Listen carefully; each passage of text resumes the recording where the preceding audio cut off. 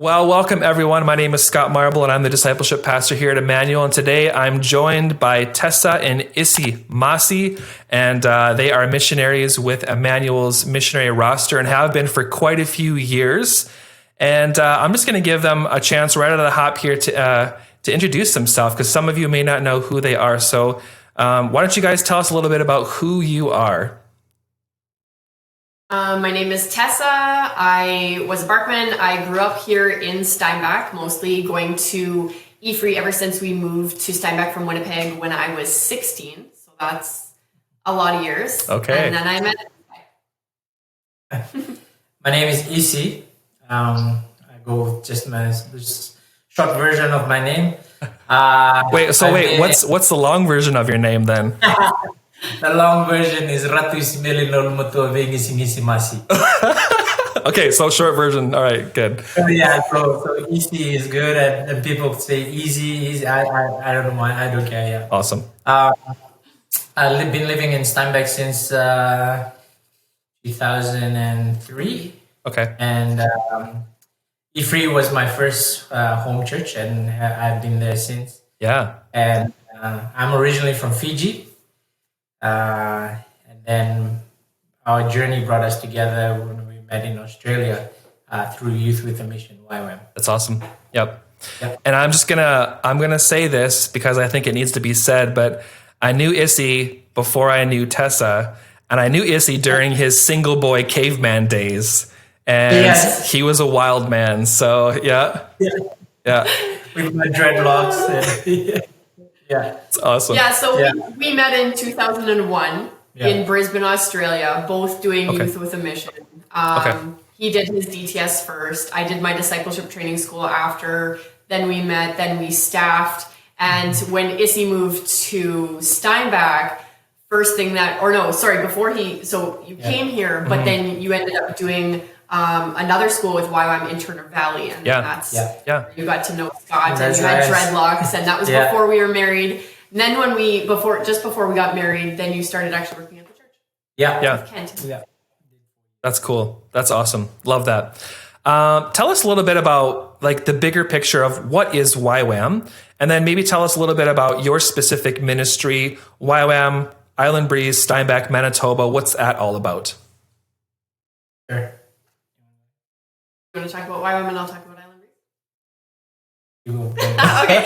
So Youth with a Mission has bases in almost every country in the world. And basically the vision of Youth with a Mission is to know God and make him known. And the way that they do that is by empowering young people to go out into missions. And when YWAM started, they just celebrated their 60th anniversary. When they started 60 years ago, that was totally unheard of to send young people into missions, like 18 and 19-year-olds. So they've been cutting edge doing that for a long time. And so for us, like, we love missions and we love the idea of something simple like YWAM, taking young people, empowering them, teaching them, training them, and giving them tools to spread the word. So for us, for me, when I got into YWAM, it was a no-brainer. I'm like, I love this. I want to bring this home. I actually came home from Australia saying, how can we do this where I live? Because I didn't even know there was a YWAM base in Winnipeg at the time. Right now, we're the only ones in Manitoba. And so missions was the biggest thing that we had in common that brought us together. And, God put us together in that. He put the vision in our hearts. And with Island Breeze, we are YWAM, we know God and make him known, but we also do it using the gifts and expressions that he's put in the nations. Cool. So that already being a multicultural marriage, we're already doing these things, and we love our Island Breeze International family. We have, I think, 16 bases around the world right now that are Island Breeze specific. And like I said, YWAM has bases everywhere. They have over 15,000 full-time people in missions around the world. Island Breeze obviously has less, but we just celebrated our 40-year anniversary with Island Breeze internationally, which is awesome. And we're so blessed to have been a part of 20 of those years. Awesome.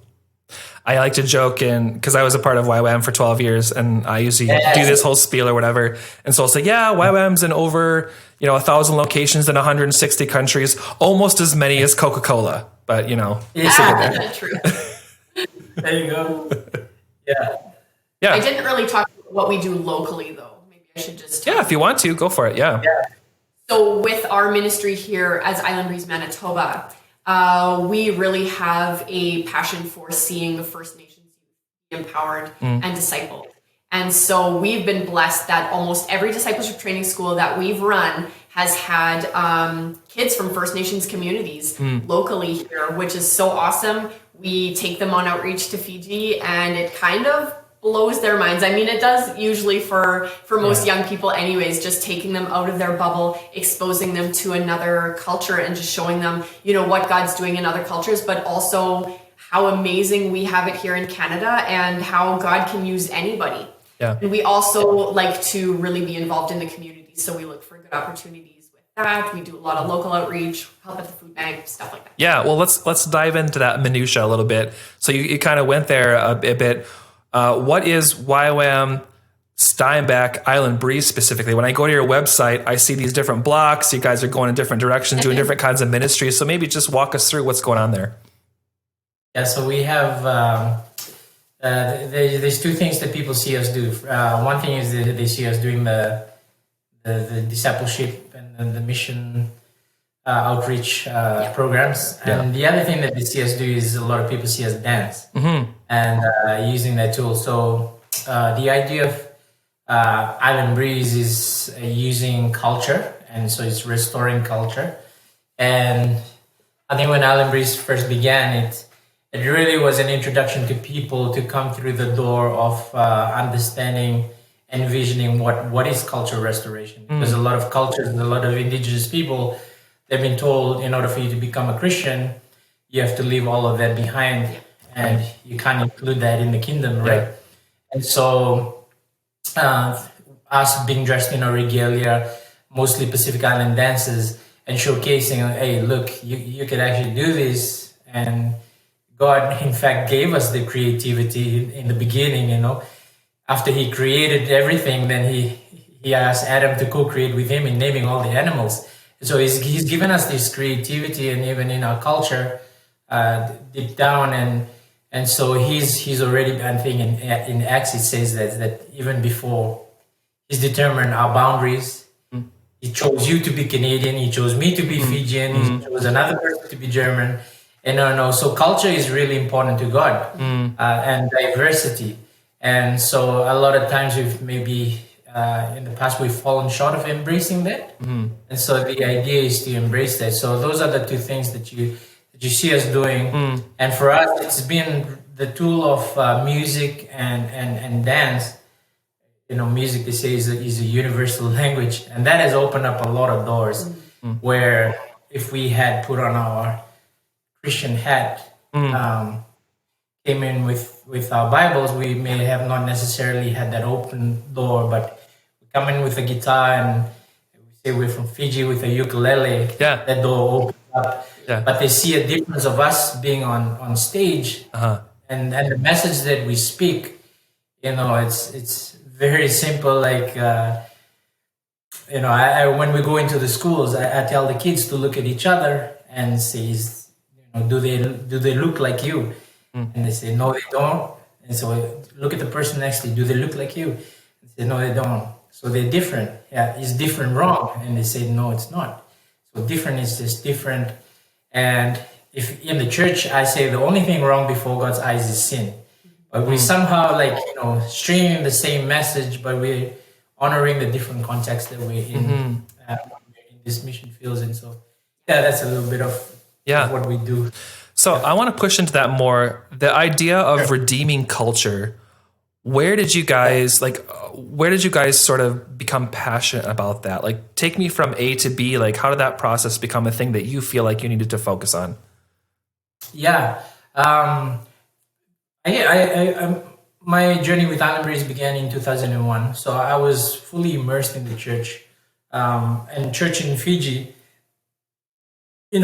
like maybe most people that go to Africa, they're confused with the fact that people are in suits and ties, and it's like plus 30. Yeah. That was me. Like I was, and then I'm looking at these foreigners coming as missionaries supposedly, and they're just in shorts. I was like, what are you doing? And so I came from that into Island Breeze, and then seeing these guys in grass skirts yet. So that was like, but slowly I began to understand like the idea of redeeming culture, and a story I tell personally, which I feel like hits the nail home, is I say I was here driving from Winnipeg, Steinbeck, and I said, having this conversation with God, telling him that because I was stressed about sending money home, and said nothing I want to do with Fiji once my mom passes away, and God starts to begin to ask me these questions. Did you know I knew you before you were born? All these questions from Jeremiah, and I said, yeah, in my mother's womb. And the last question was, so if I, God, chose for you to be Fijian, shouldn't that be important to you as it was for me? And that for me was the point of revelation, and somebody said that, revelation comes when you're ready. So when I received it, I had been receiving these messages of restoring culture. That's when that came, and then I was like, "Oh, what?" Yeah. When Island Breeze started in the 80s, they weren't allowed to do their dances in church. That was something that was totally cut off. And when God brought the group of people together that started Island Breeze, he spoke to them during times of worship and said, like, use your culture to glorify me. And they were like, wait, because like Isi was saying, it's that stereotype where you're like, but that's not what the church has told me. That's not what is, that's not what we've been taught is appropriate.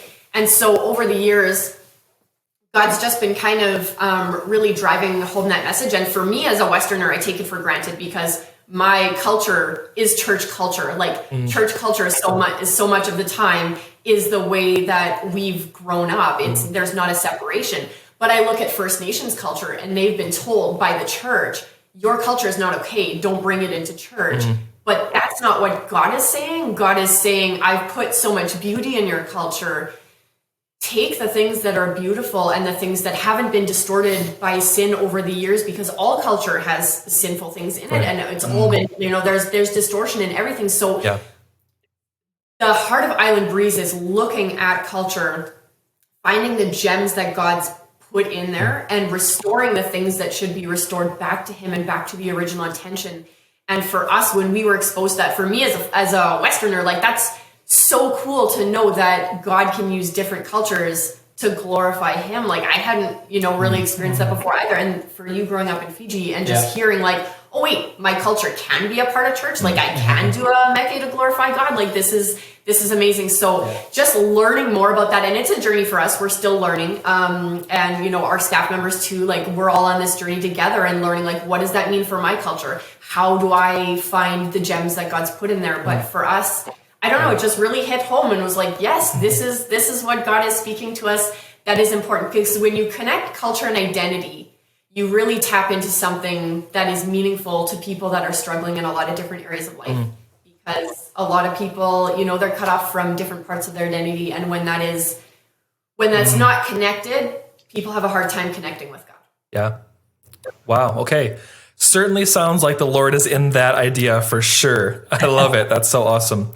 Tell me a little bit about what's happening currently with your ministry. We're all experiencing different ministry life due to COVID restrictions and all kinds of stuff. So tell me a little bit about what's happening currently. What are you guys up to? What does ministry look like currently for you? Sure. Everything has stopped. Had stopped. Had stopped. Yep. Last year was hard. Well, even right now, as far as traveling, because we used to travel quite a bit. Yeah. To communities and churches. Yeah. So all of that has been canceled. We've learned, like everybody, to utilize this new tool of social media and taking the 15 minutes to connect to a Zoom and different. So we're learning that. Yep. But it just so happened, along with your beautiful wife. Yep. I have a little bit of part to play in this one. Yes. Yeah. But just to bring a quick context to everybody watching, we have been throwing around this idea of a biblical course, which I did, which Scott here staffed in my school back in the day in Turner Valley. It's through YWAM. It is the shorter version, which is the biblical core course. Normally it takes 3 months. And we've been talking with Nicole, Scott's wife, and we came to your house thinking that we were really like, this little seed that we were just gonna like, put in the soil. We didn't know how to water it yet. We just had a lot of questions, and then you guys that night fertilized it, poured water, and then in 2 weeks it was a tree. Yeah, so I know. So that's what we're doing right now. So all that to say that our whole staff group right now is taking 4.5 months to go through the entire Bible. Yeah. We're doing the biblical core course, and it is amazing. We've talked about it for a long time, but we looked at the calendar, and even already in February, we would normally be doing shows, performances, youth groups, churches, the whole bit by now. And we looked at the calendar end of last year, and we're like, "Ooh, we could actually pull this off." So our entire staff group, our students. Except for Isi, because he's already done the course. So I'm a student. I am loving it. It is incredibly, it's so satisfying, but it is so challenging because it is such an intensive course. Yeah. So we have families who are balancing kids at the same time and fully in home, like immersed in homework, nonstop Monday to Friday. But this is one way that we felt like we could really pour into our staff group because we aren't meeting right now. So everything is online, which is great. And with the online biblical core course, we're training and we're preparing to be able to run this course again in the future, being staff members. And it just seemed like a really great way to be able to utilize this gift of time that's been given to us this year. Yeah. We're also still keeping our commitment with the food bank. Yeah. Okay. We've done some events like at church, I think last week or 2 weeks ago. We did a kids program, which was recorded. Yeah. So it's slowly picking up. And we're committed to doing DTS come August. And we already have some applicants, some participants actually. Okay, great.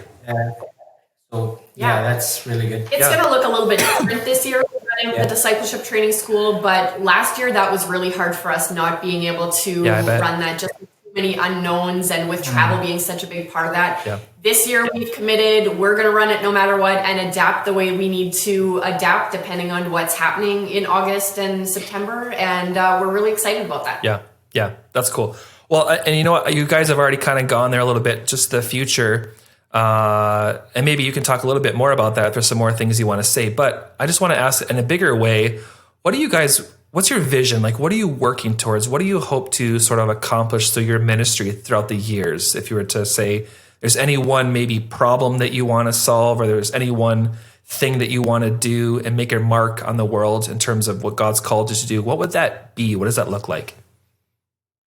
Yeah, I think for us in the beginning, it's going to sound cliche, but just the word identity. I think from the very beginning, the enemy has always been attacking our identity, our image in God.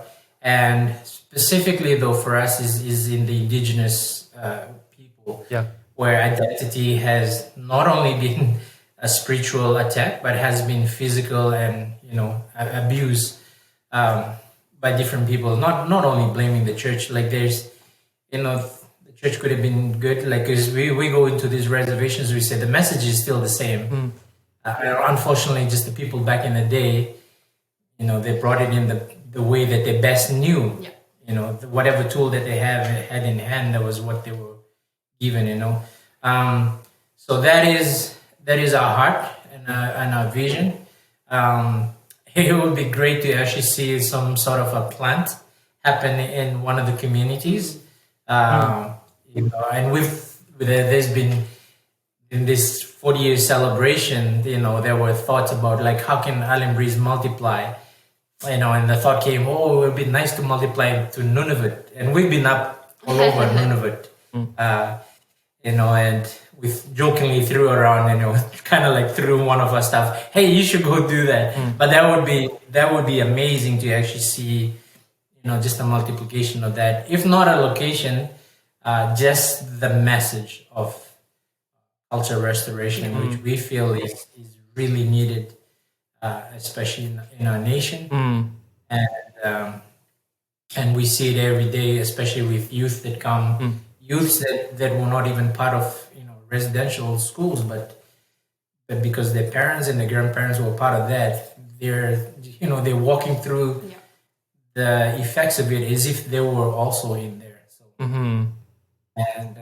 that's definitely the big picture and where we want to see ourselves in the future. Yeah. And in the meantime, our day-to-day is really focusing on discipling an individual so that they can disciple another person. Yeah. And so we use the phrase making disciples to make disciples, which really means just making more disciples and multiplying as we go. We run small schools. And we love that because we have so much one-on-one interaction with the students. And we know that out of that, like, the experience of our discipleship training school changes their lives. Like, God meets them in a totally incredible way. And then they go out and they impact their communities. And then they go get jobs in their community and make impact on more people. So we really, we love seeing people from communities come and be transformed. But we love just seeing young people's lives being transformed. It's incredible. That's awesome. I'm curious, walk me through what it practically looks like for you to sort of introduce yourself onto a reservation. Like, what does that actually look like? Is there things that you do every time, like, or is it different each time? Like, just curious to know what that means. Great question. And I think this is one of the other tool that, as a principle that Island Breeze carries, is the value of protocol. And protocol has been, in the past, first of all, we always try and look for connection. If there's no connection, like the idea of protocol, and the First Nations people understand it quite well. And protocol is basically, it's a gift. It's coming. It's the picture of knocking at the door. God saying in Revelation, knock at the door. If you open it up, I'll come in, sit with you, and I'll eat food with you. And it's not, I'll come in and make you a Christian and make you pray. And the power is in there. So we're always coming with gifts, and we're always presenting our gifts to the chiefs and the councils, and saying, this is who we are. We're here to respect everything that you want us to do. And we have some gifts that we brought. I don't know, there's something about gifts that just, if there were walls there, it just brings everything down and it breaks it down. And they see that, okay, these people have actually come want to listen. And so a story that we also tell when we were first in Saging, we went in with this idea and we said, we're going to sit there and we're just going to sit with the people. So for the whole week, we sat and ate and had fire. That's all we did. Okay. At the end of the week, one of the elders stood up and had tears in their eyes saying, you're first group that came here just to sit down with us. Everybody has come here, tried to change this, tried to fix that, and we didn't do that. So the other thing about YWAM is this hearing God's voice, right? And we didn't do that by mistake. We heard clearly God telling us, go in there and just be. So it's the idea of obedience, walking out obedience, so that's also, trusting God in that process. And that's a hard thing to do, is to go and fellowship with people, because we have so many ideas in our head of what missions looks like, and what we should be doing, and looking around and like, oh, this is different than what we're used to. We should do this or fix this or clean this or whatever. Right. And it's just the importance of friendship evangelism and spending the time and inputting time into people to get to know people instead of just trying to go in and change them. Yeah. Okay. All right. Well, thank you for giving us a little bit more context to that. And like you said, for me, it's just really interesting to see the different dynamics at play when ministries are interacting with different cultures, different people and whatnot. And I know for myself, it's there's a different protocol per se when I was in Thailand, in northern Thailand, working amongst Burmese, as opposed there's a different protocol when I'm working with Filipinos these days. So it's really awesome to see that you guys are caring about that and that you're paying attention to that. Tell us, just as we kind of move towards the end here, last couple of questions, tell us about some of your biggest needs right now. What are you guys in need of? Where are some of your, and that might be anything from financial to just people, like where are you guys in need? Sure. Maybe a big prayer request right now is we're in process of submitting application to being our own charity. Okay. So we would appreciate prayers in that. Yeah. We've got a response back that has been very positive. All we need to do, the legalities of things. Final paperwork. Yeah. So just praying that final process that's been like years in progress for you guys, eh? Like that's huge. That's about a year and a half journey of a lot of work and paperwork and all that. Yeah. But when that happens for us, then that'll be great for us. Awesome. Usually the other thing that we ask people to pray for is for the right students to find us. Yeah. And to come to our DTS. We love discipleship and we love pouring into the lives of young people, and we can only do that if they're sitting here with us. And so, just the right people to find us. And then I think probably the last thing would be also for financial support. We weren't able to run our annual fundraiser last year. And so with the do we, don't we, can we, can't we, like how is that going to work this year? I think that's definitely something that's on our minds, and just trusting God that, He's going to come through for us in that way, because it takes money to run the school and we really want to be able to keep doing what God's called us to do. Yeah. And I think just to quickly tag on to that, we're passionate about discipleship. We're passionate about getting young people to come and train. A lot of the times these young people actually don't have support. So it would be amazing if you're watching this and you believe in everything that we've been saying, and saying, hey, here's $20 or $100, whatever you feel like that you want to contribute specifically to sponsoring a person being able to do this. And so that's also another great need. That's cool. Because one of the ways that we normally generate money that we put into the discipleship school for kids that come from areas where they don't have any money that's coming with them is through the performances that we do in the community. And with having the inability to do the fundraiser and then the question mark about performances for this year too, like this probably will be one of the years where we're going to be praying a bit harder and just, trusting God more and saying, what does this year look like? Yeah, cool. That's awesome. Well, my last question here is more of a practical one. If one wanted to send a donation your way or just get to know a little bit more about you, what's the best way to garner information about you guys? So we have a Facebook page. We have a website. Our website is YWAMislandbreeze.com. Nice. I had a brain fart for a second. And and then look us up on Facebook. It's right here.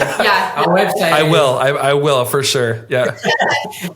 On Facebook, we are YWAM Island or Island Breeze, Manitoba, and we're also our discipleship school is called Prairie to Pacific, because usually we start in the prairies, end up in the Pacific. We're praying that's going to be the case. We'll see what happens. But we also you can also look up Rugby DTS and we'll pop up too, because that's something that we're doing this year as well. Isi's very involved with the local rugby team, and we're partnering that with our discipleship school as well. So people that are super interested in sports and want to either learn a new sport or already know how to play rugby or just want to be, more involved in sports and ministry, that's going to be a great opportunity. And that's in August also. Cool. Yeah. So if you're sending a check, it can just be made up to YWAM. Yeah. And it can be sent to. All that information is on the website. Cool. That's awesome. Yeah, or people can give us a call and find us too. Okay. Wow. All right. Well, I just want to say, as I close off our time here together, thank you so much for all that you guys do. Thank you so much for your servant hearts. Thank you so much for your tenacity to go after God's heart and to continue to display what it looks like to different cultures here in Canada and even just around the world of who God is. And so I'm very personally thankful for this conversation, and I'm just really thankful for you guys. So thank you so much. Keep up the good work, and we'll hopefully talk to you soon. Can I just say something? You bet. Absolutely. Yeah. I just want to thank you and thank the church. Yes. I think as we were sharing, I'm reminded of, every Sunday our church prays for another church. And that's beautiful, because I already know how big our heart is here at E3 for missions. Yeah. And, I tell a lot of people, God's glory is too big to be contained in one culture. Yeah. And even one denomination. So I thank you for your guys' support, and thank you. I feel like we have an insider. Yeah. It's your YWAM. Sure. I get it. Yeah. Yeah. But yeah, thank you for everything that you guys are doing. We've been so blessed by E3 for the last, because we've been technical missionaries since 2008 while we were preparing to launch. Now we've been a ministry for over 11 years, which is crazy. Yeah. And just so blessed, because we know that we could not do what we do without the church's prayer and support, and we send in prayer updates every month, and they pray faithfully for us, and that's awesome. That means so much to us. Yeah. Everybody is doing their part, whether praying or giving financially or whatever, even if you're not the one that's necessarily like going to the places, and we just have such an appreciation for that. Yeah. We carry that close in our hearts, even if we don't get the opportunity to tell the people who are watching this face to face. But thank you so much, because we appreciate it so much. Yeah. We don't take anything for granted. We feel so blessed that we have the ability to do what God's called us to do by having such a strong church behind us. Yeah. Oh, it's our pleasure. It's awesome. Well, thank you guys so much. And we'll see you in the future. Sounds good. Thanks. Looking forward.